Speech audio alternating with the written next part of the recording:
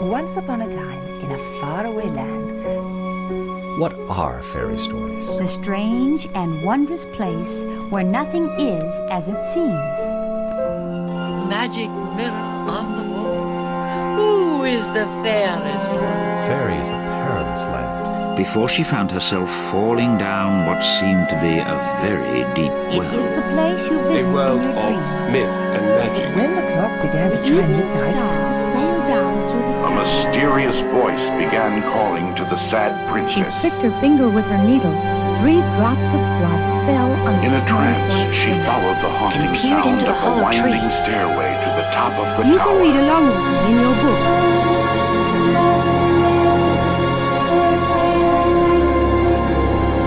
she waved her wand and said the magic words. Let's begin now. Well met, witches, and welcome to Storybook, Sacred Lore of Witchcraft. Today we have a guest in our circle, Ben Stimpson. Ben Stimpson is an integrative therapist, spiritual director, and award-winning author, podcaster, and independent scholar of folklore and history. A member of the modern neo-pagan and queer communities, Ben's personal life helps to inform his professional and research work. Ben holds a BA honors in medieval, classical, and religious studies from the University of Waterloo, a postgraduate diploma in spiritual psychotherapy, and a diploma in social service work. As a therapist, he excels in working with members of the queer community and other marginalized populations, and ascribes to transpersonal, systemic, and narrative approaches to therapy. He is the host of Essence Podcast, a weekly show interviewing fellow authors and practitioners in the field of alternative spirituality and therapy. His debut title, Ancestral Whispers, A Guide to Developing Ancestral Veneration Practices, was released by Llewellyn Worldwide and won the 2024 gold medal at the Cover Awards. His second title, Wise Ones, Legends of Witches, Magicians, and Cunning Folk of England and Wales, is set to debut in June 2025. Hi, Ben. I'm so glad you're here. Hello. I've been looking forward to this. This is fun. Thank you. Would you like to tell everyone a little bit more about yourself?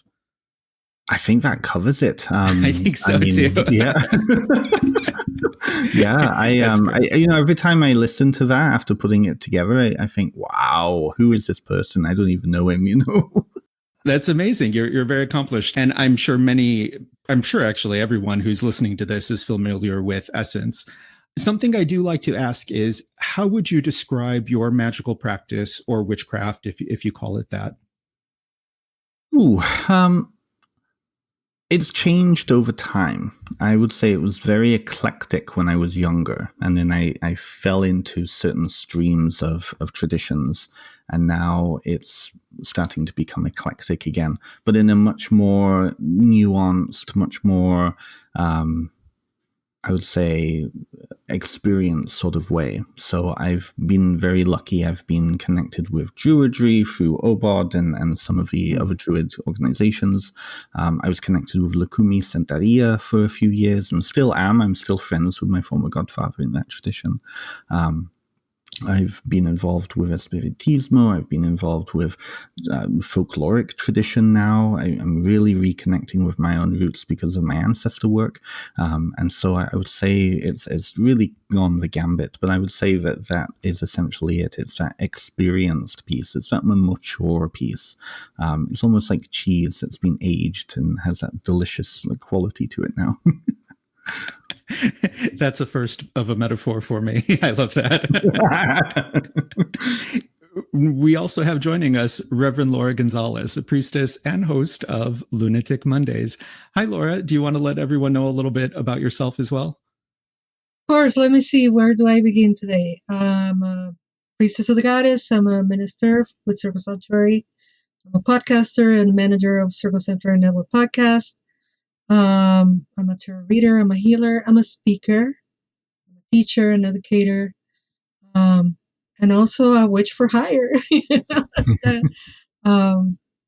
And I think a very important migrant feminist witch.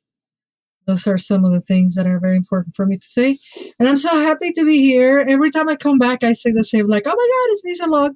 But it feels like it's been so long, and I miss you all, and I'm very happy to be here today. Yeah, we almost had the original team, the original circle members back together again tonight, but unfortunately, Dave was unable to join us.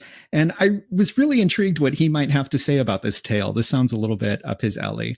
Ben suggested that we cover a story that goes by a few names. It's often called the Tale of the Brave Tailor. Mm-hmm. And it was number 20 in the first edition of the Grimm's Household Tales. In that edition, it's split up into multiple versions, actually, which were provided by different sources. So they were very different tales. In later editions, the story was truncated and adapted into one tale that sort of encompasses the elements of both those originally separate tales. Because it exists in so many different versions, I wonder, Ben, would you mind giving us a brief synopsis of the events of the version of the tale that you are familiar with? Absolutely. So this is the version that appeared in the first edition.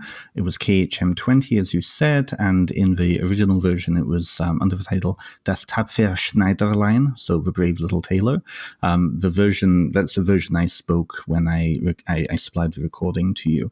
So the basic tale is in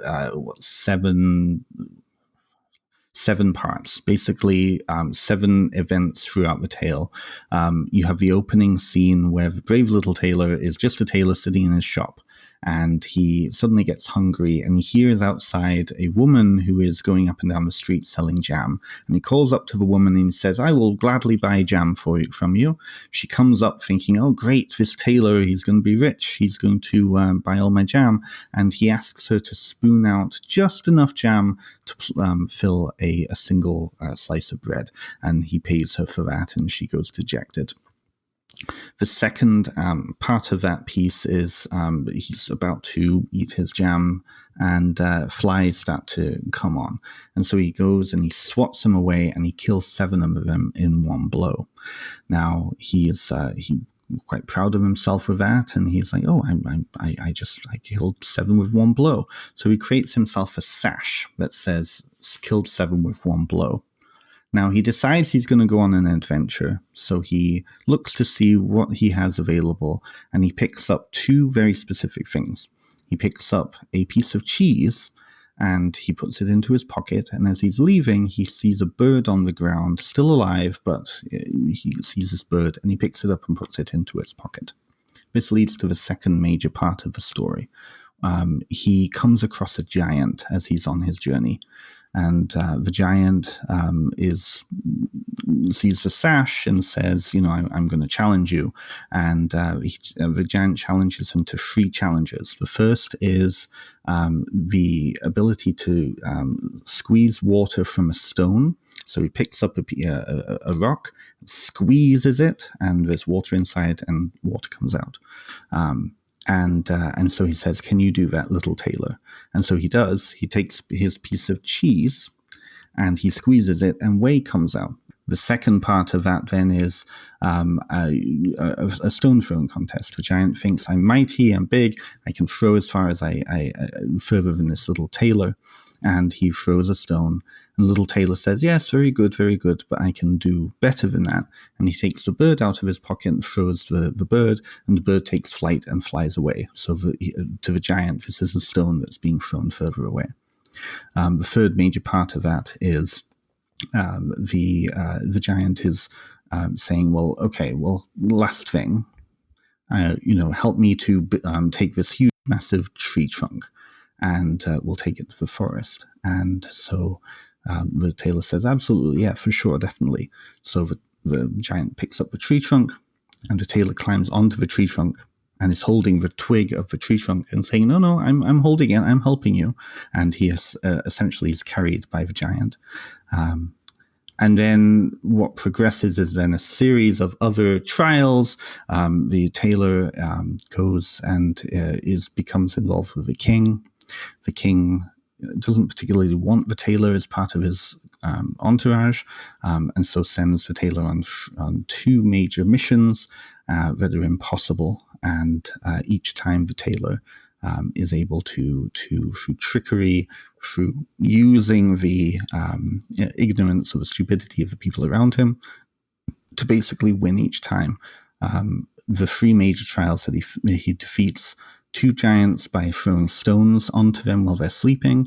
They wake up annoyed, not seeing the tailor in the woods above, and believe that each are trying to attack each other, and so they end up killing each other. And the tailor takes the glory of that. He goes then to fight a unicorn, and the king believes that, of course, the unicorn will kill him because of the horn. The tailor is able to dupe the unicorn into stabbing a tree and getting caught in the tree with his horn, in which case then he cuts off the unicorn's horn and rides the unicorn back. And then the last one of that is stopping a boar, which has been rampaging. Some of these are very familiar probably to classical and Greek mythology buffs, because some of them are very similar to the Trials of Hercules. He's able to trap the boar in a chapel by running into a little church. Boar runs after him. He leaps out of a window in the chapel and goes and closes the door, and the boar, the very dangerous boar that has been destroying the whole area, is trapped inside. And then at the very end, the king has run out of things to give to the tailor, and he says, "Okay, you can marry my daughter. I give you half my kingdom." And the tailor then goes and he has a nap and he starts to sleep. And in his dream, he starts to murmur instructions as if he's a tailor. And the princess puts two and two together and realizes that he's been duping them all. Runs to her father and says, he's duping us all. I've been hearing him in his sleep. He's not the hero that we think he is. He's just a tailor. And so a plot is put together. They're going to go and take this tailor and kill him or throw him out. And eventually what happens is a sympathetic squire hears this plot and goes to the tailor to warn him. And so the tailor then takes another nap. And just as the soldiers are waiting at the door, they're hearing him murmur to himself, pretending that he's asleep. And he says, I am a mighty hero. I have killed 7 with one blow. I have killed 3 giants and, protected the realm from the unicorn and the boar. And so I need a beautiful cloak. Make me a beautiful cloak. Make me a beautiful shirt. For you are just a little tailor. And the various soldiers are petrified because they are, oh, yes, he's talking truth. He's done all of these things. We're next. We're going to be, if we try to attack him, we'll be all killed too. So they run away. And so he ends as a king in this realm. And that's the end of the story. It's a fun tale.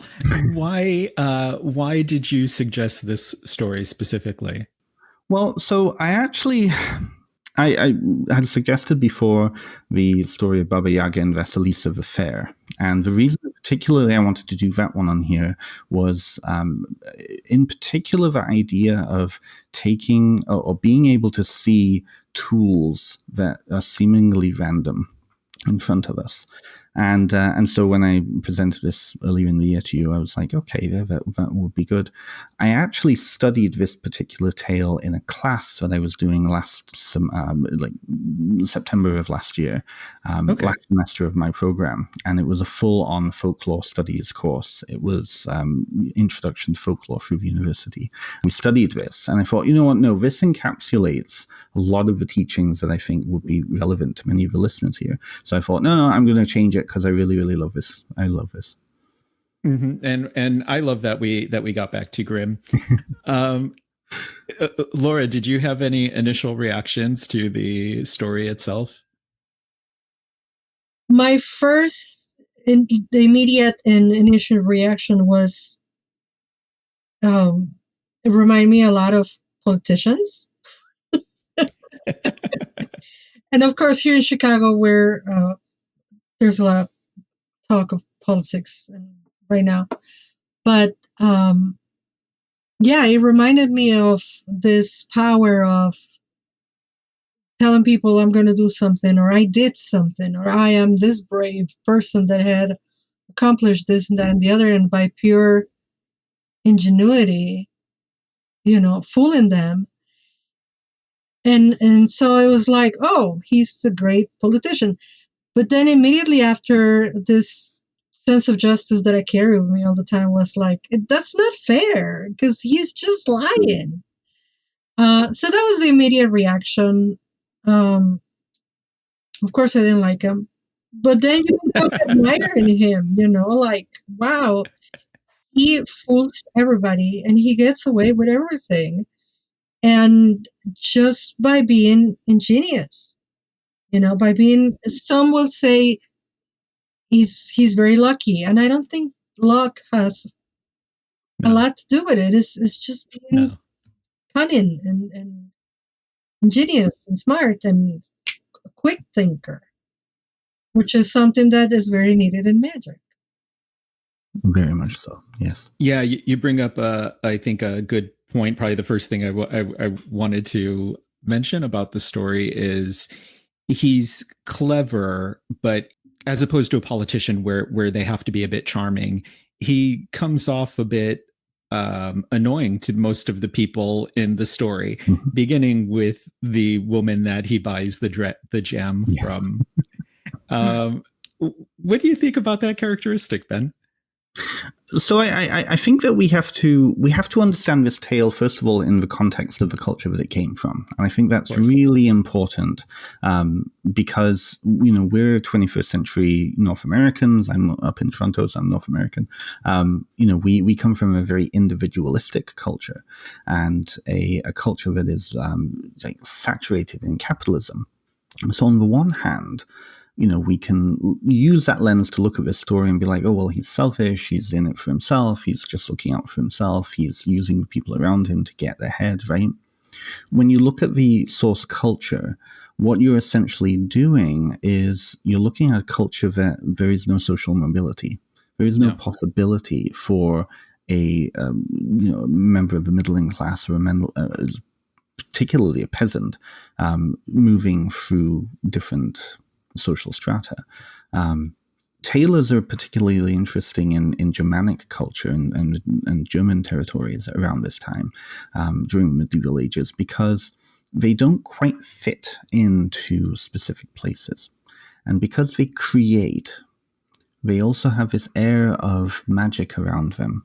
They have this air of mischievousness about them. They don't quite fit. They produce, but they don't fight, and they don't produce food.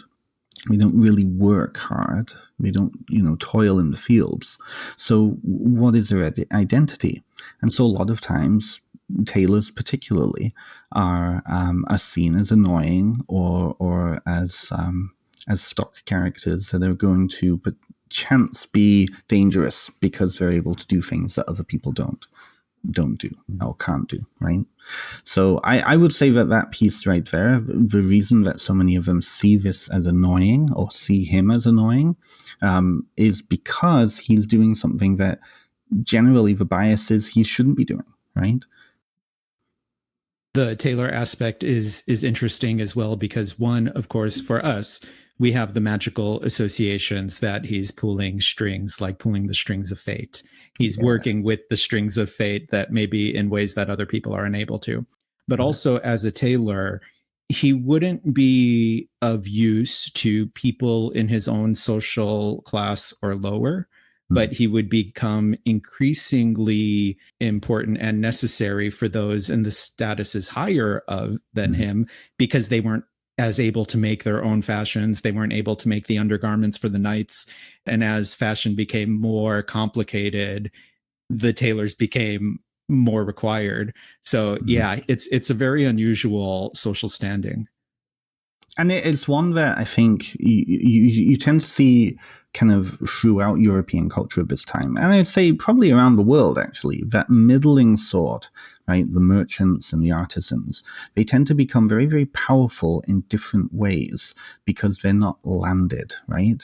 Traditionally around the world, and this is universal, wealth was connected with land. If you controlled land, whether it was the people who were plowing the land or you had control of the land, land, and you were being supported through the land, and thus that support allowed you to go off and fight and protect that land.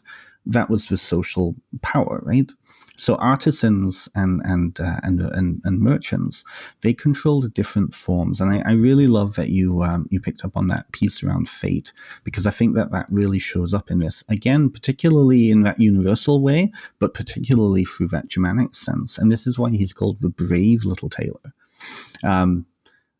When we look at the concept of weird, when we look at the concept of destiny and fate in these cultures, very different from classical and Christian fatalism, where there is one overarching idea of this is the way that it will be and this is predestined.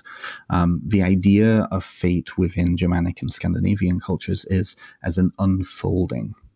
Right. So that idea of the weave and the tapestry being woven, again, connected to a tailor who is able to make something out of that. Right.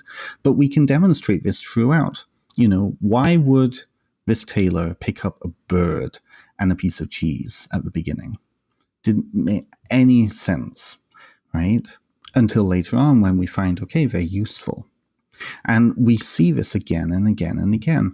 Particularly with that heroism piece, I think that's really important, because when we look at the Scandinavian sagas, when we look at the Germanic, any of the stories of like Sigurd or Beowulf particularly, right? Heroism is about how the main characters are facing each thing that is coming at them in the moment.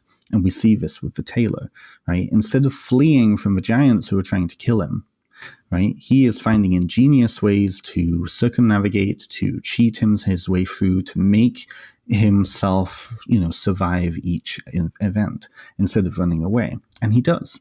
And that's why his bravery is being rewarded, even though it's through trickery, even though it's through various, maybe 21st century we would look at that as dubious. But that is essentially working the weird. That's essentially working the magic of the unfolding of events. And when we see that, him becoming king at the end was directly related to him starting out his journey, because if he didn't take that piece of cheese and he didn't have that bird that he picked up, he wouldn't have survived the first thing with the giants, right? So that is magic to me. Even though he is not practicing magic, he is magical. And I think that's a really important distinction there. That is important. I'm so glad you're pulling that out of this story, and how it aligns so closely with what many of us do in our forms of witchcraft, especially traditional witchcraft, where we're working with the threads of fate. Sometimes just nudging a little, more than a strong pull, but to try to pull things a little more towards our favor. Before the unusual cheese and bird incident, we have the 7 with 1 blow, and he decides to boast about it. I'm wondering if you had anything that you were hoping to say about that. Oh, yes, I do. Yes. Okay. So I think that I had 3 major things that I was hoping to get to. The idea of using tools as they present themselves, and I think that's really important. That understanding of the weird and that connection to that. With the 7 of 1 blow, I think that's essentially headology. Right? Terry Pratchett's idea of headology. I am a witch because I wear a witch's hat, and my witch's hat is a witch's hat because I'm a witch, right? Whenever you look at the wielding of magic and paracosm, and is even historiola, right? You're using and bending reality to our will. That's essentially what magic is, right? So in this sense, he was using the assumptions, the fears, the biases, and the stupidity of others around him for his own benefit. Now, whether or not it was intentional, because there is a one-dimensionality, as Ulrich would talk and see this. There is a one-dimensionality to this. He may not be aware that he's doing that, but us as outsiders looking through the fourth wall, we can see that he's doing that. And in so doing, he's controlling the narrative. He's controlling his own destiny. He's controlling the destinies of ones around him. That is magic, right? How many of us do the same thing? Those who are listening to this can't see Laura's face, but she's so excited right now that I'm gonna take a break and let her. Yeah, you know, and those who have followed me for a minute on my socials, you know that I'm always talking about my ego is my friend. I'm friends with my ego. My ego is my ego shots and, you know, taking selfies and all that. And I truly believe that, like you mentioned earlier, Ben, I'm a witch. Not only am I a witch because I wear the hat, but I'm the best witch wearing the best hat. Right. And I need to be wearing the best hat because I'm the best witch. And I have encountered within our pagan, neo-pagan, New Age, etc. communities, this discourse of you have to kill your ego, you have to depersonalize yourself, and you just do good and da da da. And I'm like, I'm sorry, that's not the kind of witch that I am. I believe that main magic is bending our will, changing our mind, changing the way we think. Mm-hmm. If we don't change the way we think, we can't do magic, period, in my opinion. Disclaimer there. And so I believe that if you don't have faith in yourself, whether it's willingly or by fate or it just a happenstance, like this guy decided like, oh yeah, I killed 7 with 1. And he toots his own horn. And I am a big fan of that. And I love that. I love that having a very good relationship with your ego, again, bringing this concept to the 21st century, is like, why to be falsely humble?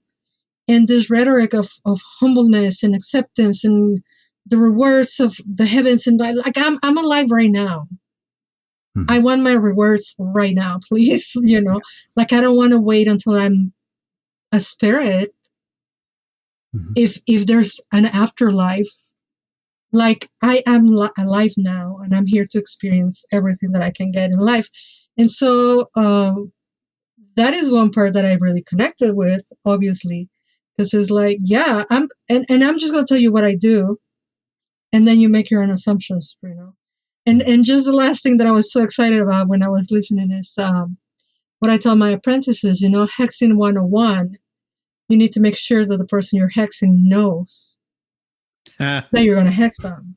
And that's all you need. And then the work is done. Let them make the assumptions. And in this case, this guy he really didn't lie. He just didn't correct at anybody. Because it's a need to know basis, and most everybody didn't need to know. So that's why I was so excited. Yeah. Yeah. My first in-person magical teacher was the initial magister of the Fellowship of the Phoenix. And one of the things I remember, one of the things that he taught that I remember seeing in other sources as well, but was about bringing magic down into a logistical goal setting step-by-step process. And as you accomplish the initial steps and the smaller steps, you're also gaining your magical and personal confidence to be able to accomplish the larger steps and the larger works of magic. And I think we actually see that here, beginning with flies and going into the things he's collected, and then the magical creatures, and eventually a kingdom. Yes, I totally agree. I think that hits on the last major point I wanted to hit on, which was we're going too fast. No, we can expand, but it really does tie into what Laura was saying too. That piece around knowing when to do something and when not to do something, knowing where you're at, right? Like, you know, if you're in the process of hexing, your hex is going to be aided by the fact that the person knows that it's happening. They might not know how you're doing it so that they can't, you know, counteract what you're doing. But that in itself is going to, you know, affect for them. And I mean, we look at witch stories. I've just written a bloody book on this, and I'm working on a second one. This is so common in cunning folk stories that somebody goes to a cunning man or cunning woman or a wise woman, right? We see this in Ireland too, in Faisha. We see this up in Scotland. We see this in anywhere, right?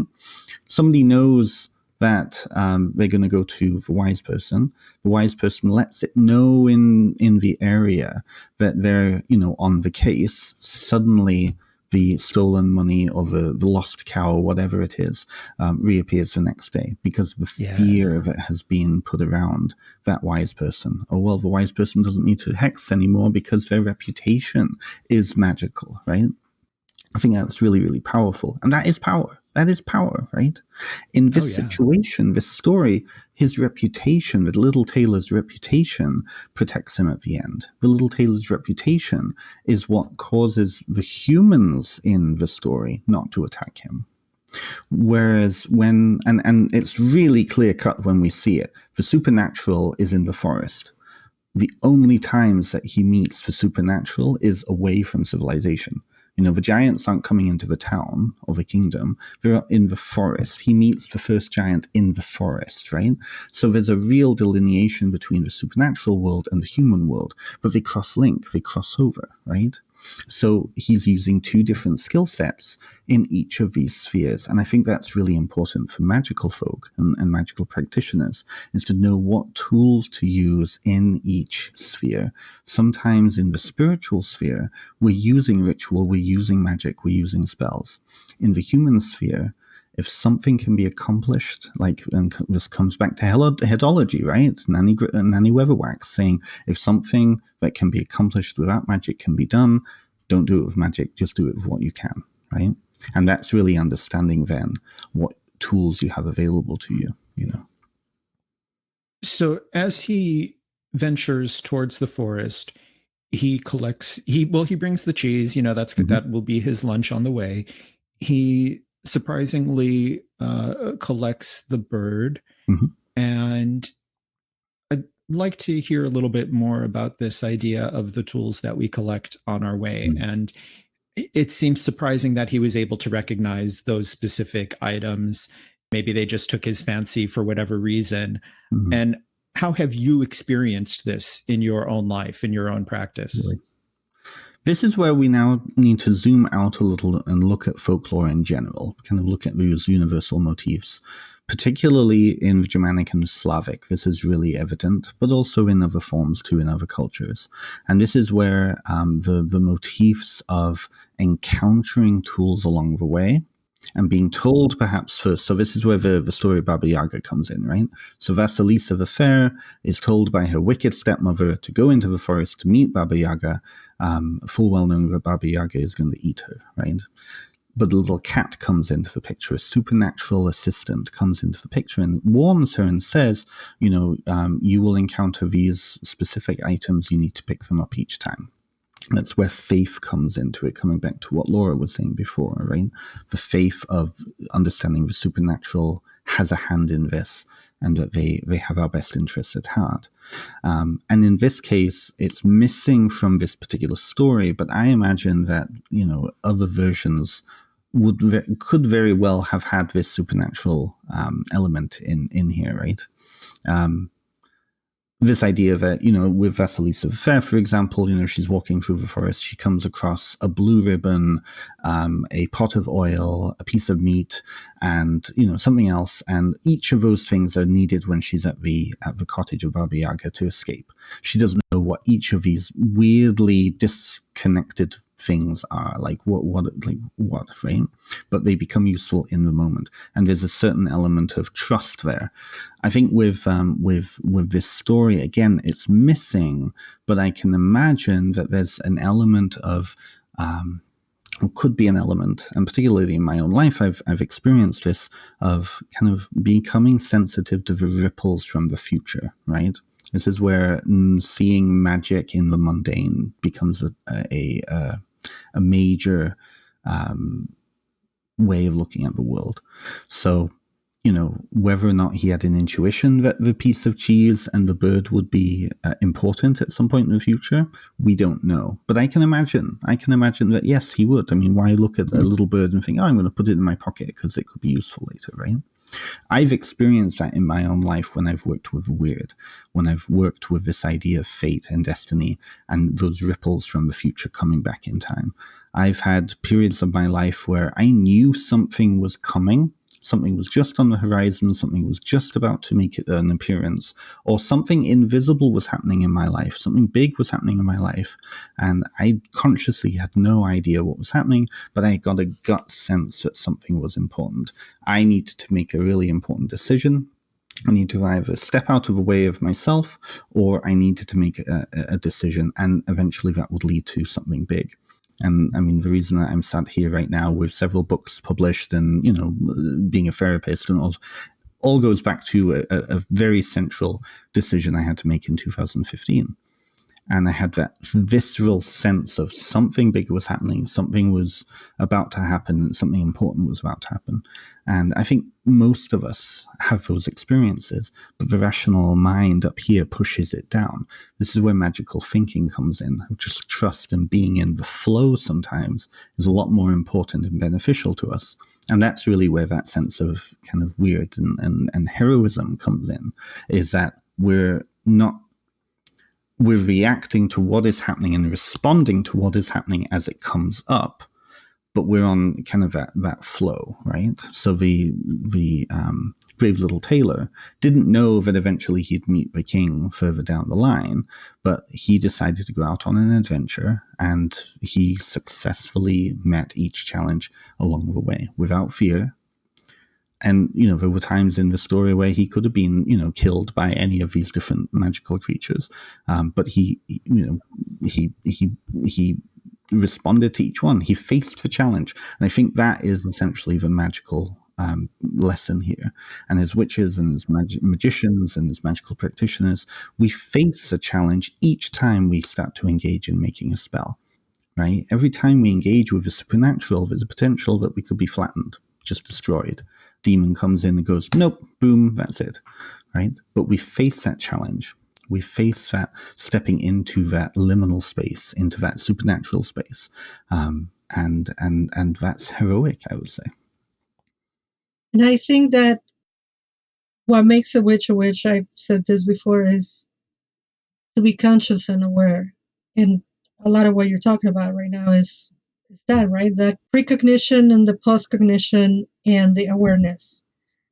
He don't know why he picked up the cheese, the bird, the sash, but he's like, I'm going to go out and I'm going to take these things with me. And like you said, right? A lot of us have had those experiences. Like if I didn't do a left turn in 1998, I wouldn't be where I am today. But I wonder how many people, witches or not,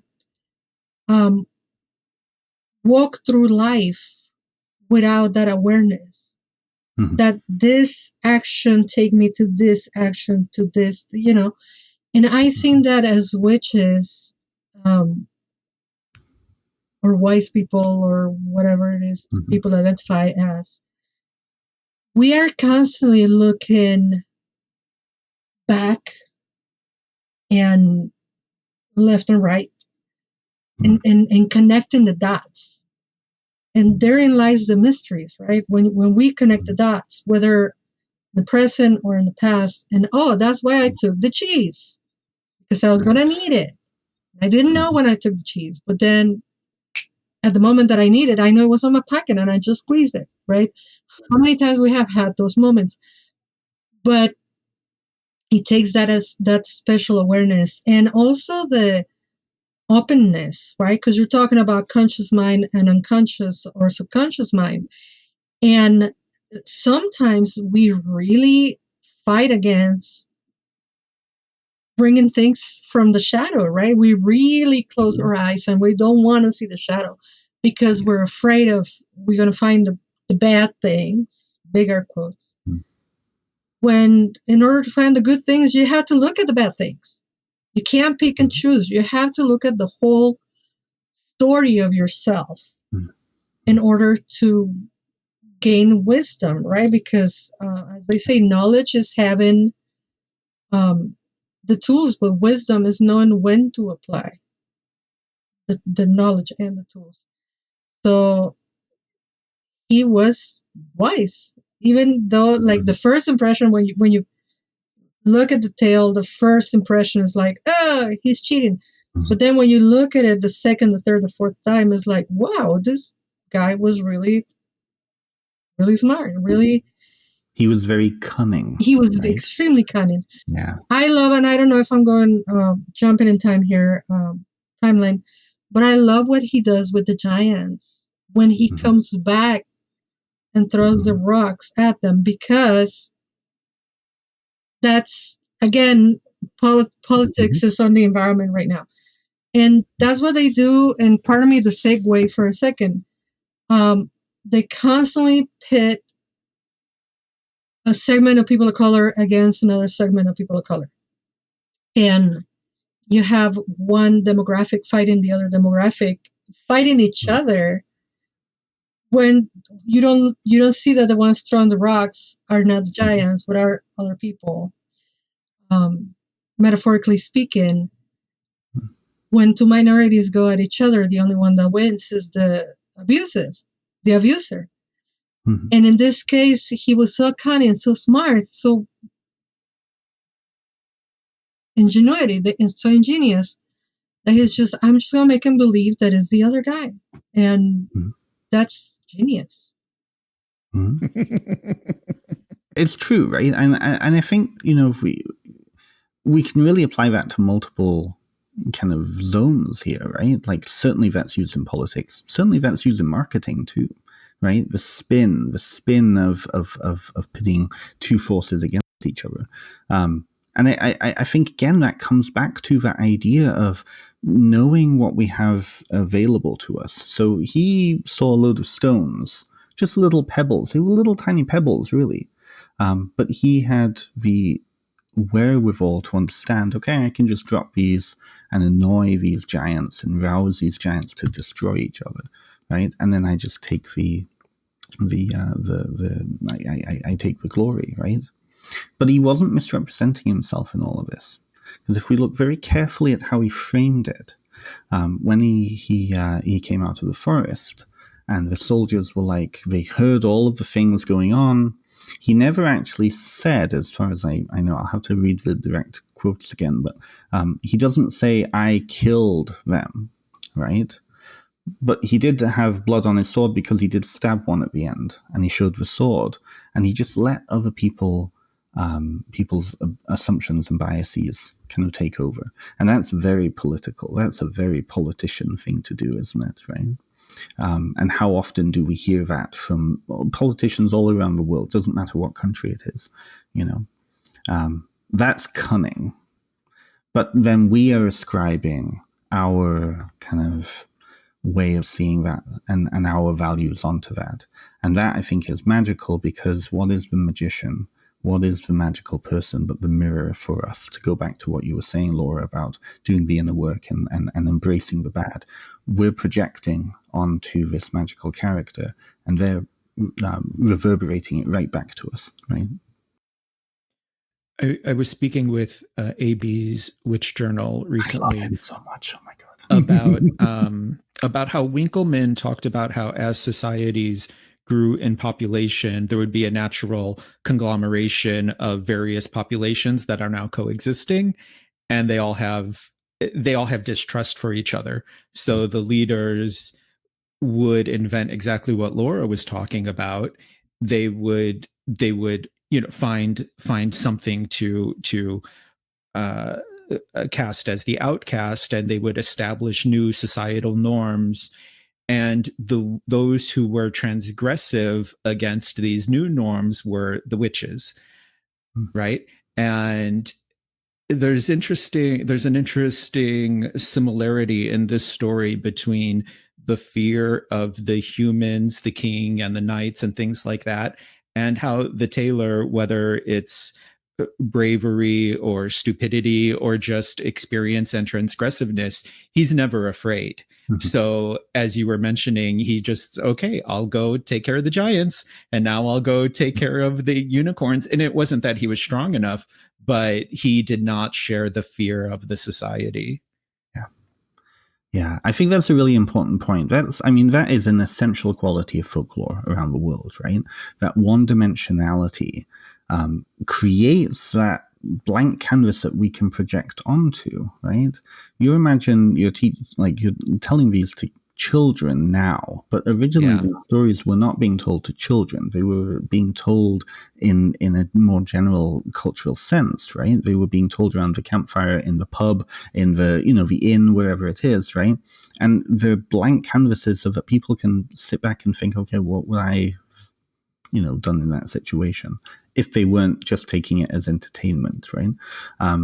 And I think that's really true. It is a lot easier for us to project onto the little Tailor when we don't know what's happening in his head. We don't know if he was fearful. We don't know if he was terrified about, fighting these two giants, or this first giant, or the unicorn, or the boar, or whatever, right? We don't know. And it isn't up for us to know. Because as soon as that happens, then the differentiation begins. Suddenly the tailor is becoming a lot more human than he's supposed to be. In the same way that the witch is not humanized, right? It is culturally much better to have the witch as an unhuman figure, because then we can project whatever we want onto them, right? In the same way that the Roma people, the Jews, any of the minorities in the United States that are marginalized, and Canada, and South America, and Australia, and any of these other countries that are colonized, right? As soon as they're humanized, they suddenly become a lot more three-dimensional. It's a lot easier to then, not as easy, I should say, to just project onto them whatever we want. And I think that's with folklore, that's the importance of folklore. But there's also an element here of transgression. Because again, looking at who are these characters, the tailor as an artisan doesn't fit into any social strata, and we see that he's moved social strata. He started as a little tailor buying a little bit of jam at the beginning, and now he's the king, right? It's never going to happen. And that's where a lot of I would say, look at some of the political activists come from. Trade unions, right? We look at the struggle, Marx and his proletariat, right?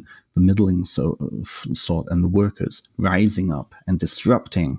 And I think that's a really important kind of general lesson, is that, when we look politically, again, the agitators, the magical folk are transgressing those constructed lines in the sand and just erasing them. Right? I hope any of that made sense. Yeah, definitely. And I love that you pointed out earlier about how the forest is the connection with the supernatural in this tale. And he's the only one that goes in. The knights always stay outside and he goes in alone. So he's the only one that crosses over and is willing to cross over into the supernatural. Exactly. He puts himself into those dangerous zones. He traverses both realms. And when you look at it, the realm of the supernatural, the forest, and the human realms that he exists within, each one of them is untread territory for him, right? Yeah. At the beginning, he's in his sheltered workshop, and he's calling out to the street to bring people into that sheltered world. He then leaves that sheltered world and he goes off, right? So whether it be the forest where the giants are roaming around, or the king, like the corridors of power at the king's palace, these are places that he's not going to tread as an artisan. The artisan's place is in his workshop, and he leaves that place. And I think we do that as magical practitioners too. We are traversing both kind of social zones that we don't belong in either, right? We move into that marginality, but we also move into those supernatural liminality places that we wouldn't normally be practicing, safe in our churches or our mosques or our synagogues or wherever, right? We're moving out of those spaces, out of the safe and into the unsafe, and we're making it our own, right? There's a little guide for us as magical practitioners as well. In his dealings with adapting and nudging fate, the work isn't only done in that supernatural space.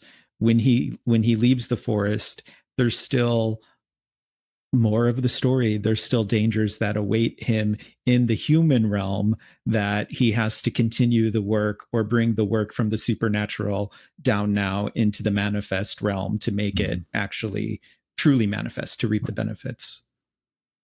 Absolutely, absolutely. And even in that, he's looking at the tools that he has at his disposal, right? Mm-hmm. Again, it's not said in the tale, but he's obviously made an impact on this young squire who actually likes him, right? Mm-hmm. And squires are an interesting, again, category within this story too, because they're not quite lords themselves, they're not quite knights themselves, they're the innocents in this.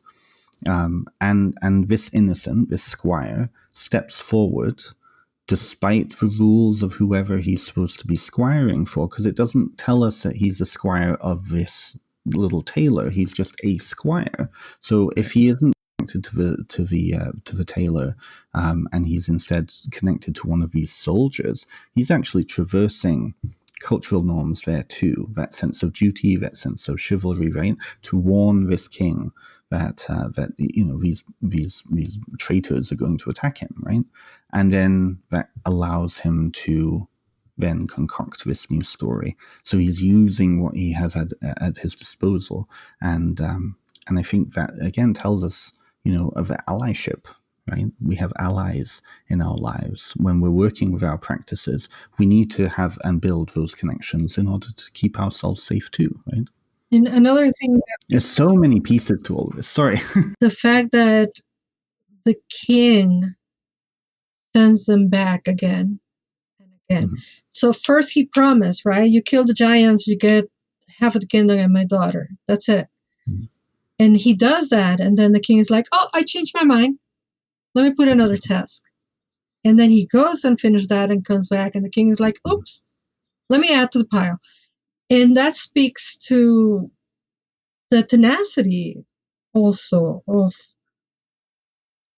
trial and error, or in this case, not necessarily an error, but the drive behind us when we wish for something hard enough that we are not going to take no for an answer, right? Mhm. Whether from the universe or from spirit world or whatever, is like, we're going to try this way, we're going to try the other way, we're going to try the other way, but we're going to make it happen. And that goes back to changing the mindset, to practice magic, to be a witch. The first thing that needs to change, the first thing that needs to be transformed is your mindset. And we're going to encounter a lot of no's or a lot of go back to the drawing board. And how many of us said, "No, I'm done," because I already did 17 things. And it's only the person that says, "Okay, I'm going to try the 18th time." And that's when the change happens. So I admire that tenacity, that drive of, no, you promised me the thing, so you're going to give it to me. And one way or another, I'm going to win. And the king finally ends up giving them what he promised, because he runs out of tricks. Because now the king is the one tricking the little tailor. We've been focusing on the castle and the king's court as the human realm, but in some of the past stories, we've talked about the king figure as sort of a patron deity, or even a compelling witch force and Agathos diamond. And in that sense, it does remind me of somehow, if we don't get the lesson that we needed to learn, we keep getting sent on more and more trials. I don't think that's what the point of it is in this story. I think there's more about inheritance trials and sacred kingship, but it is something that I think many of us have noticed in our lives in dealing with the compelling forces of magic. It is interesting because, as Laura was talking just then, and as you were saying, what came into my mind was the Fisher King, right, from our Furian tradition. This idea of, again, sacred landscape, sacred kingship, right? I know with this story there are lenses of understanding it through that idea of Christianity and the idea of, a patriarchal God testing and testing and testing. But if we look at other pagan stories, like, again, the Trials of Hercules, it's again that sense of, this king in this story is kind of at the mercy of what's happening around him. He's at the mercy of his own station. And at that point, it's like he can't obviously be dealing with these various monsters that he sends the little tailor out to. And that serving him, like those monsters are serving him, because otherwise he would have destroyed them by now. Why would he need to send the little tailor out to do these unconquerable things? And the tailor coming back and conquering them. I think that brings, again, that life to this landscape.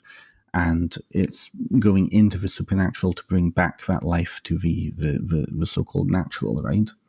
That they're actually the same sphere. The forest and the human sphere are actually connected in more ways than we think. They're not two separate zones. And the power there of the little tailor to go in and then come back out, to go in and come back out, to bring the unicorn back, but in a slightly different form, right? Now it's just a horse. Its horn has been cut off. And now it's acceptable for society. I think that is really an interesting piece there. And again, it's that traversing and kind of using a different term of phrase there, riding the hedge. It's being in both worlds, really understanding that they're both the same. They're not two separate. Yeah.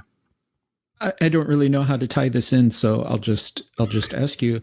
I know you mentioned referencing Luthi, and he was actually a big part of my research for a recent presentation I did on Grimm's Fairy Tales. So I'd love to hear what of Luthi's ideas spoke to you about this tale. Absolutely. So I love Luffy, but I don't think that he's as applicable to every single tale. And I think we need to bring Ulrich in to just kind of underscore that. With this particular tale, there are two that I see really coming through. So Ulrich's rule number one, the idea of the logic, the story generally incorporates only elements necessary to the action in front of us. And I think that really ties into what we have in our hands, right? The tools that we have in our hands, only using what we need. And I think that's a really powerful part of this story, is that, when we see it in the very beginning, with the amount of jam, he doesn't take more than he needs, right? He might want, but he only takes what he needs. And throughout the story, it's always just what he needs. And then more and more and more is heaped onto him. And I think that leads us into this idea of Luffy's form. And I would say number 4, which is isolation, universal interconnection, is really present in this story. And so for those who don't know Luffy's form, I have a little description of what it is here. So of the 5 major forms, number 4 is isolation, universal interconnection. This, according to Luffy, is the decisive identifying trait of a folktale, isolation of characters, a plot of episodes, and following out of this, the capacity for universal interconnection. And I think that really ties into what I was just saying, that idea of universal interconnection. All of these different elements seem to be very separate, but they all lead one into the other, right? There is an interconnected thread that goes through all of these, that tie all of these things together. Now, there are versions out there where there are different elements and different stories in there, but they all fill that same niche. And I think that really is important. And when we're thinking magically, we're not just doing stuff to do stuff, right? Ritual is important because it's a form of communication, but it leads one from another to another to another, right? We don't just wave our wands around and expect things to happen. There's a certain element of needing to prepare. There's a certain element of performing the ritual, and oftentimes it's story that we're performing. And then there's the expected outcome after that. And there's a thread through that. And so I would say that, Luffy's form, that isolation, universal interconnection, is really important here. And again, it comes back to that changing of how we're viewing and seeing things, like Laura was saying, right? I think so many people pick up witchcraft books, and this is where people will not send me bad emails. I don't want to hear anything. But I do think that a lot of people just practice by rote, and they don't take it in, and they don't practice by experience at first. And that's the evolution of becoming experienced in these traditions and these practices, is that eventually we're able to not just pick up, the stone because some author, like an asshole like me, tells them to, right? It's the knowing that this stone will be useful at some point in the future, right? It's not just getting the best candle or the white candle or the green candle for prosperity spells, right? It's the knowing that, okay, well, what's actually happening with this? In which case, then, a special candle that you've been given by a friend that might be blue could be useful for this because there's an intention there, right? There's bigger elements going on there. And I think that, again, ties into that universal interconnection piece. Yeah, so many pieces to unpack with that. Yeah. But that moving from the logical, that moving from the getting up into our heads and moving into the interconnected and perhaps the illogical, but understanding that there is logic underneath that. And as the Cheots like to say, right, finding the logic within chaos, But truthfully, Laura's first of the month candles would outperform any of the other ones. Right. But they're intentional, right? They're crafted with intentionality, right? Yeah. Absolutely. Follow Laura to find out more. It's coming. But the other thing that I was thinking while I was listening to you, that when I started on this path more publicly and more, like the neo-paganism part of my practice, I was mixing a lot of things that a lot of folks were really upset about me mixing those things. And now I have come up to be very comfortable standing on my own 2 feet and saying, yeah, I'm indigenous and I'm a witch and I'm a pagan and I'm all those things. But I swear to you, 15, 20 years ago, the internet was filled with my cauldron is more deep and my athame is larger and, my tools are more shiny. And I was like, what is the point?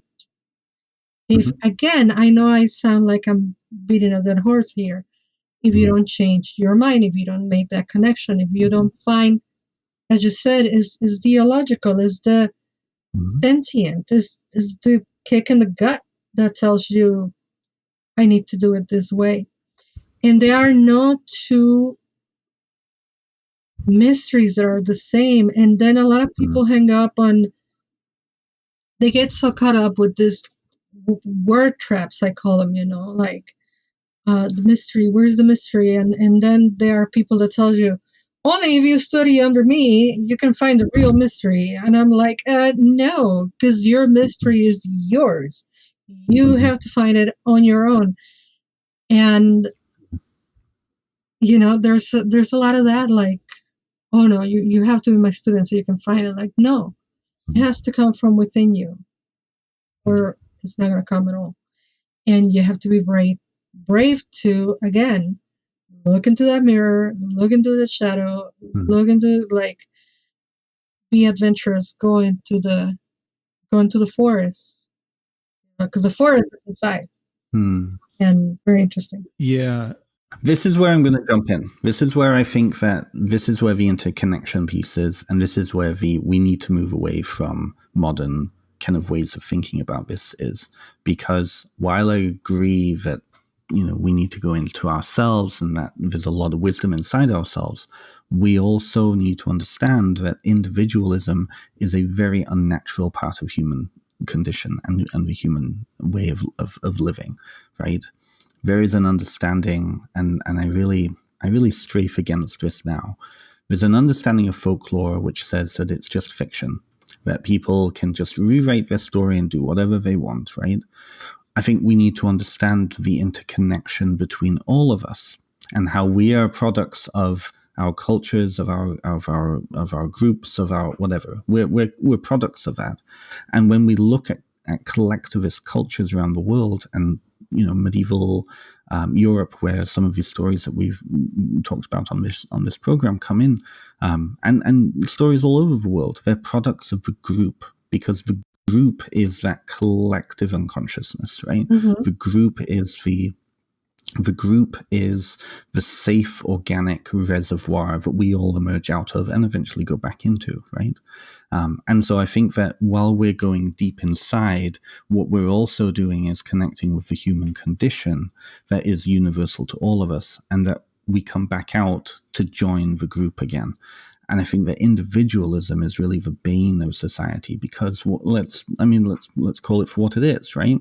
You pick up a witchcraft book from 20, 30, 40 years ago, and half of the 101 books, and I am very anti-101 books, mainly because I'm like, they're so badly written, but I'm not saying any of now, because I have a lot of my friends who write 101 books, but a lot of them of the older ones were riddled with individualism. You can become the witch of blah, blah, blah, right? It's about personal empowerment and personal this, and you can become the powerful one, right? And on the outset, that looks really good. But if people aren't going in order to come back out and join the group, if they're going in and staying in there and being like, I am the blah blah blah, you suddenly have these individuals who are just going off the deep end.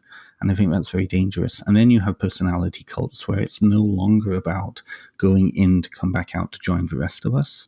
It's going in and bringing other people in there with you. And then suddenly you have a cult, right? Oh, yeah.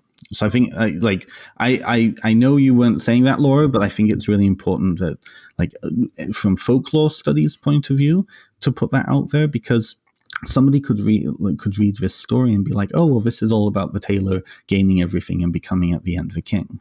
Well, yes, but he's also taking responsibility at the end because he's becoming the king of a community, right? Right. Yeah. Right. Yeah. Individual or internal development precedes outward development and progress.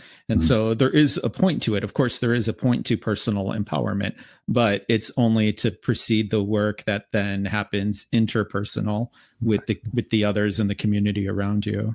The ripple effect. Exactly. Because I have said it a million times, I have to change my world so I can move around this planet with my own little world change, so I can affect change on those around me, right? Or not, their choice. But we don't live on an island. We're not an island. We depend on each other. And when you speak of folklore, we, in the Kalpuli that I'm part of, we strive on looking back into the tradition, right? How they did it, and pulling those threads. And Aaron, I'm always referring to the thread, right?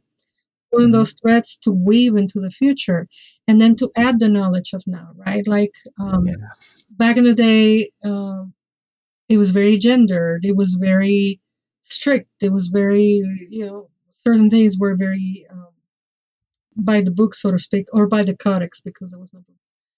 And now it's like, yeah, we're going to do like they did, but not just to do like they did, but to understand why they did that way and how can we improve it. But we are still looking at the community, looking at the folklore, looking at the tradition, but doing the individual work so that we can all braid that or weave that together. Because you can't be an island. And I know I didn't mean that, but yeah. No, yeah. But I think it's an important point to this conversation again, right? Because I think that, again, the modern witchcraft community and the modern neo-pagan community is very, very, in some ways, self-centered, depending upon the quarter that we're looking. And I think that speaks to there's a need for that. People are coming out of very patriarchal religions, some people.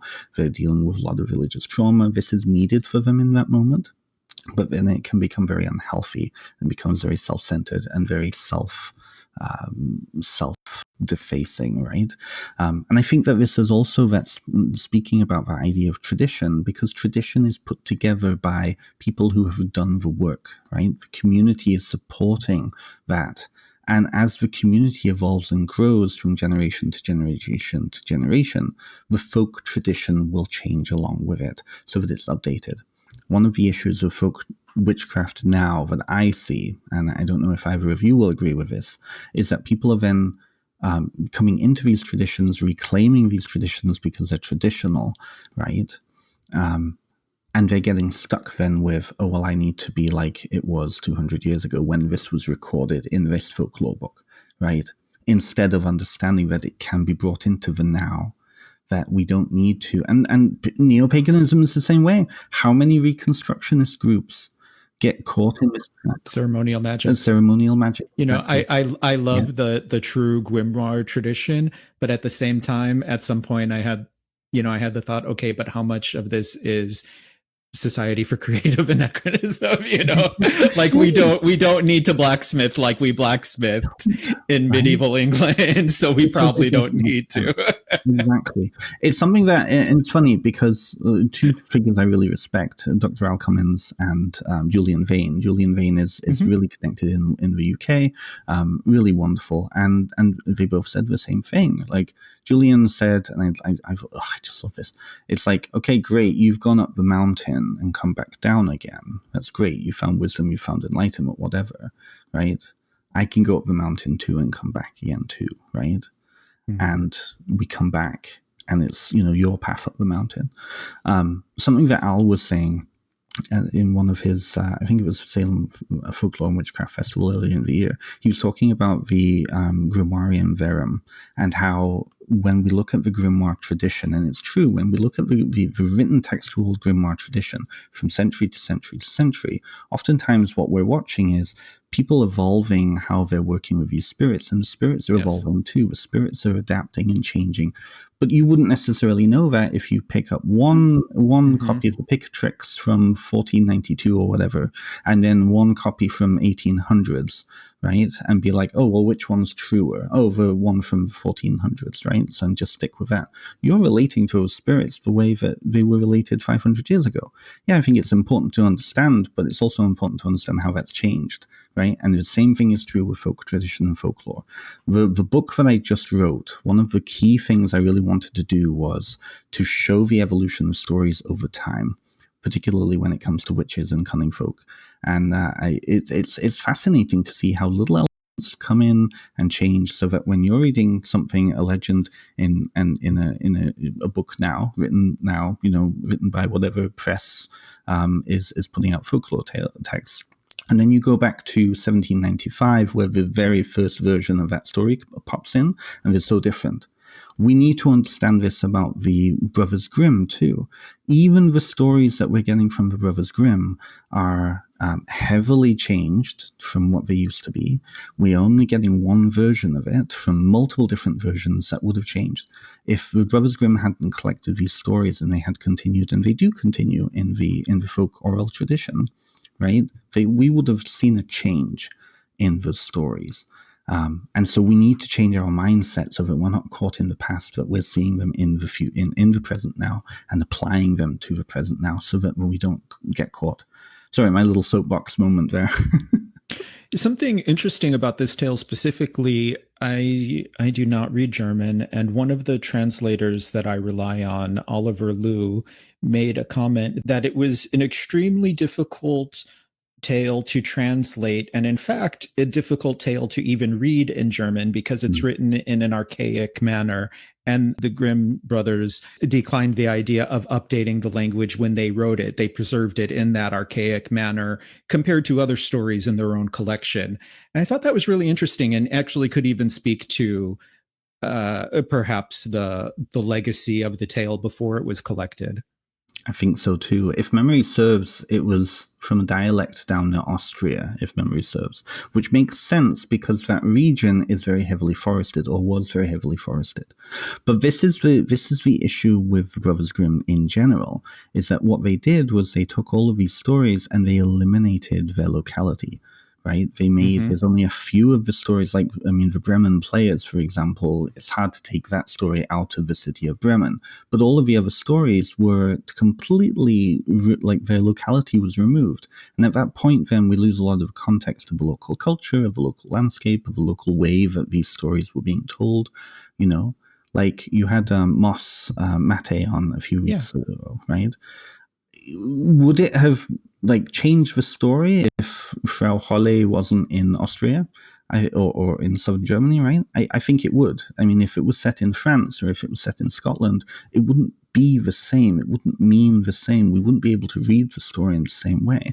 And that's where I think locality is really important with this, understanding where the locality of the story is in the context, right? There's something I like to consider with these tales, which is how we can try to specifically apply them to our practice, especially in a practical manner, if possible. This is one of the first that I would specifically focus on the narrative of the tale aspect and how even maybe without reciting the whole tale, we could recite how he either tricks the giant or how he has the two giants kill each other when we are doing a obstacle removing spell or tackling a resistance that is much larger than ourselves, an opponent that's much stronger than ourselves, and how in our after we call to our deities and we do whatever practical movements we plan to do, we could actually recite that narrative as an event that is happening. Absolutely, the historial of this is very apparent. Even if it's the squeezing of the cheese, right? Taking a piece of cheese and squeezing it. If we're looking to get something out, love it. Oh, I love that so much. Yeah, and that goes back to, and that's where the whole like aging of cheese comes in with what I said at the very beginning. Yeah, I can have my cheesecloth in here with with some straining yogurt and a squeeze. Oh, yeah, I really love that. Yeah, that adversity piece, and I mean, in truth, that part of the story definitely goes back to biblical sources with the water coming out of stone, right? And there's parallels of that in other traditions, right? Ancient Greek, I'm very sure that there's a story in there around water coming out of a stone. Sure, and blood from a stone, I think. Blood from a stone, exactly. Yeah. Were there any things that you were wanting to discuss tonight that we have not gotten into yet? I think again, it's that idea of biases. I think it's that really reining in of biases and not assuming. I believe that one of the major issues of the pagan and witchcraft community right now is egos, negative egos. Mm-hmm. Right? Ego is not an issue. Ego is not an issue. Ego can be our friend, but the negative ego is where all the drama comes in. And unfortunately, I'm not trying to bring drama into this, but I've been dealing with some drama myself, and I think that a lot of that drama was based around misunderstanding, and it was around assumptions, and it was about projection of fears and whatnot. And I think that what we really need to do as witches and as magical practitioners is, as Laura was saying before, right, going inwards to come back outwards and join the community again, right? And going inwards means admitting that maybe we're assuming things that aren't true, right? All of the giants, all of the soldiers, everybody was assuming things about this tailor. And the giant at the very beginning assumed that this little tailor wouldn't be able to achieve anything. And what happened? He achieved everything, just not in the way that we would necessarily think. So I think that we need to rein our own assumptions in about each other, ourselves, right? Because there's a piece there about imposter syndrome. Little Tailor was not an imposter. He was not an imposter because he never represented himself. He just allowed other people's assumptions to represent him, right? He didn't deal with imposter syndrome because he never said he couldn't do anything, right? Yeah. So, yeah, I think those are the two pieces I want to add. One of the most powerful tools that we have is to be honest with ourselves. And like you said, the little tailor, he never really lied. He just allowed people make their assumptions, and he ended up being a king.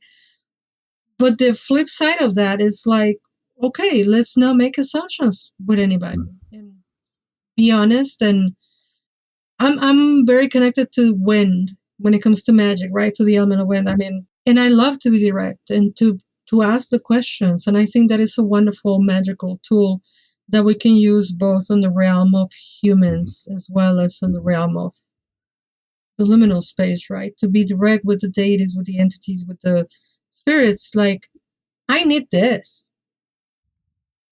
what do I do? Guide me. What, like be direct and not to be, again, sidelining with the information. And now I'm just talking in circles, but yeah, thank you.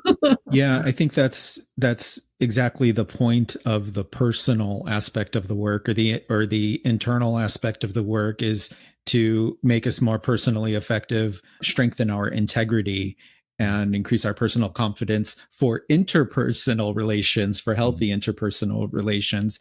Because, like in the Luthi form you mentioned, it's what you would think would be opposites, but isolation and the capacity for universal interconnection. Very much so. And it's funny because he's talking about heroes and heroines, but I can't think of a better way of describing the individual witch. Often we are isolated, and that we're practicing an alternative religion. We are transgressors. We may be the black sheep of our family.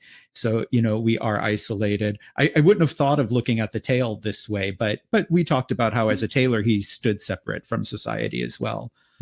But then even with that isolation, the capacity for universal interconnection is then the key that actually makes the person effective and powerful, and which may show in fairy tales as the relations with animal helpers, with spiritual realms, things like that, and what we would consider with both deity and spirits and realms, but with other people around us. So it's not just navel gazing and canceling your plans for internal work, right? You have to be able to use the tools that are around you, which includes interpersonal contacts. Yeah. Laura?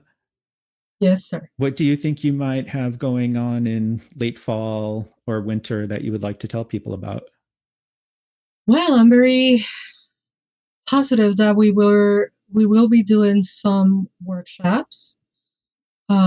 This may or may not happen already. Chalchutliko workshop about water and emotions and the magic of water. And if this is in the past, then it's in the past, and it was wonderful. And it was available by recording later? And no, this was a workshop that happened in person. However, if we are not so far in the future, we're going to have a Tlasolteo workshop, which is the goddess, the eater of filth. Yeah. She's called. She's the regenerator of the energy that needs to be disposed and compost and brought back into life again.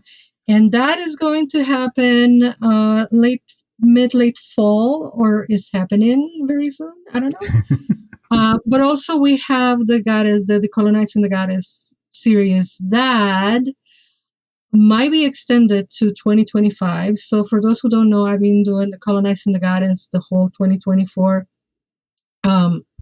The so-called Aztec goddess, the Mesoamerican goddesses, so that people can understand that there are also feminine deities here in America, the continent America. And I've been studying this my whole life. So anyway, these classes are recorded, so you can come to a live class, or you can sign up for the class and then get the recording the exact same night of the class, and then it's just yours forever. I don't limit the time that you can have access to that. And by now we have a number of them that you can buy on demand, and then we will continue having. And towards the end of the year, we're going to have, Tlazoteo, Coatlicue, we're going to have the Moon Goddess for December. So those are happening online. And then, of course, I have a whole bunch of other offerings online and in person. You can find me on all of my socials that are listed here. And thank you so much, Frater Aaron, for inviting me and lending me the space. Thank you. Ben, you have a new book coming about the legends of witches and magic folk. Yeah. How did this come about? Like, how did you focus on that topic? Oh, partly in spite, actually. Partly in spite. I saw a niche in the market, particularly for North America, where so many people were wanting to connect, and so many people on social media, like Instagrammers and YouTubers and whatnot, they're vaguely talking about which lore, right? And when I looked at what they were drawing from, it was like broken telephones. They were really not connected in with the actual stories. They were connected in with what had been told to them about, what had been told about to them, and so on and so on. So I was like, okay, well, I really want to focus on folklore myself. This is part of a sneaky way of getting into a master's program in the UK for folklore in a couple of years' time. So I said, I have this idea for a very large project. So it's 220 individual witches, cunning folk, and magicians in folklore. There's 220 entries. It ended up being 180,000 words, so it's a big, hefty book. And I had originally thought, okay, I'm going to do all of the countries of the British and Irish Isles, and so I then ended up splitting it into two. So I've got Volume 1, which is done and will be published next summer, and that's going to be England and Wales particularly. And then I'm currently working, and we'll have this second volume done very soon. And if I can get it in by November, it'll come out sometime in early 2026, which will be Scotland, Ireland, and the Isle of Man, and then the various islands in the North Sea there. I have several other projects connected to this too, planning with some really cool collaborators too. So that's how that's coming along. Yeah. That's amazing. I have to save a large spot on my shelf for those volumes. And I actually like the separation of the two volumes, because by the time I get through the first volume, maybe the second well, and it's done in an encyclopedic form, which is really cool. And I think it was very intentional for me with this to show the actual stories as they were written in the various iterations, because oftentimes you have folklore books that are done in summary. So, a figure, a witch, a magician will be spoken of with like 2 sentences of what their story was, and then that's it. That doesn't really tell us much of the lore, right? And the lore is where the actual bulk of the information and the sacredness is. And that changes over time. So some of these stories I was able to collect from various different sources. The Wales section, I'm really particularly proud of. Many of those are not often spoken about in North America, and particularly not written about. So I have, I think, something along the lines of like 80 different witches and dinhuspis and cunning folk and magicians from Wales particularly, and the borders. So I'm really looking forward to having those shared and put out there. And some of the stories that you would like, Robin Theo, for example, you've never heard of in North America, I guarantee. And that's one of the biggest sections. Perfect. So really, really cool. Oh, that's so exciting. I'm definitely guilty in short form media of using that vague terms like witch lore. I was looking at a past reel again recently where I say something like, some sources suggest, and it kills me, but it's a reel, I have like 30 seconds for multiple slides. Yeah. And if anybody asked me, I could supply the sources. Yeah, exactly right. Exactly. But it was like I was so embarrassed reading it myself. Well, and this is the thing. It's like, modern technology is forcing us to do this, right? Publishers are forcing many people to do this because they don't have space in 80,000 word book to go into the stories, right? And I think a lot gets lost in that. And particularly as a folklorist in training, what I really find fascinating is the interconnections. Because if you say, well, this is, this story, and there are very, very similar stories about it, and you never actually get to hear those stories, you don't get a sense of the evolution, the change, the migration of some of these stories. For example, and I know we're almost coming to time here, but like, the way the interplay between the textual and the oral tradition and the way that they weave in and out over 300 years. A very good example of this. There are elements of the play put together by Marlowe, who was a contemporary of Shakespeare, who took the German translated version of the chapbook of Dr. Faustus, the story of Dr. Faust. There are elements of that play that show up in Wales 200 years later, ascribed to about 17 different other magicians, And when you lay the two together, and you can see, oh yeah, this story element comes directly from this, and it's because Shakespeare was very connected with the Borders, and Shakespeare and Marlowe were very connected, and a lot of you can see the transmigration of these story elements. And then, as a folklorist, I find that amazing.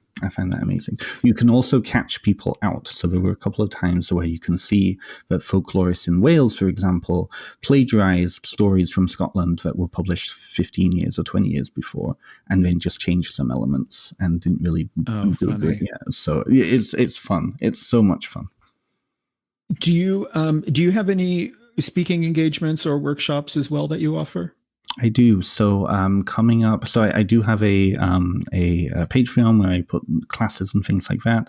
I have a couple of talks now in the archives section of the Salem Folklore and Witchcraft Festival, and I'm hoping that I'll be able to speak again next year there. There are 2 that I've done for Matthew and Jackie, and those are available for purchase now. If this is coming out before the first week of November, I actually have 2 things going on that weekend in virtual. So if anybody is listening to this or is in England or South Wales, I will be doing a virtual presentation for the in-person South Wales Occult Conference, which is happening the weekend of November 3rd.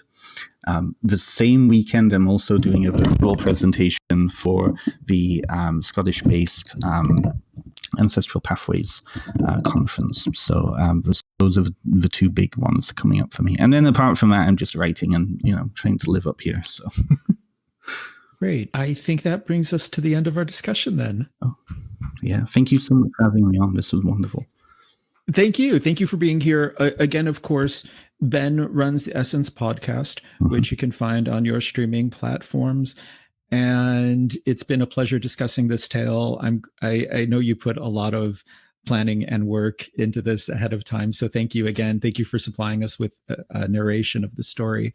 And I hope you join the circle again soon. I hope so too. Thank you so much. And thank you, Laura, for joining us. It was good to see you. And until we meet again, may all your travels be filled with wonder.